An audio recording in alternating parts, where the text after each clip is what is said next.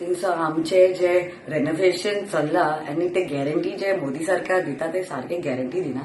पैसे करोडांनी म्हणल्यार ते कला अकॅडमीक रेनोव्हेशनाक आणि अजूनपासून आम्ही पळयलें एक पावस येयल्यार सगळे सत्यानाश जाता.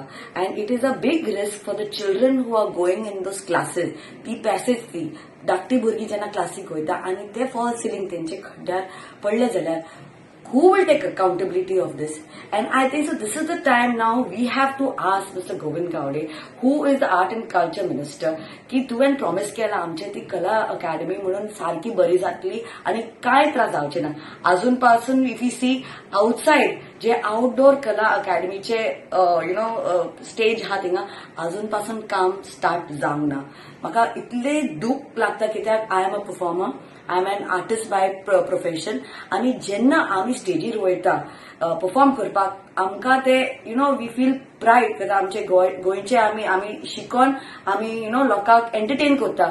बट जेन्ना आर लायफ्स आर एट रिस्क वयरसून कितें सकला कोण आर्टिस्टाचेर पडत जाल्यार नाजाल्यार भुरग्याचेर पडत जाल्यार who is going to take that accountability? And this is a question that we need to ask. Mr. Govind Gowde, you have only given us fake promises. You have to be targeted now because you have promised the people. And if this false ceiling has fallen down with one rain, मनसुनान कितें जातलें तें हांव नकळो आनी कितें परिस्थिती जातली.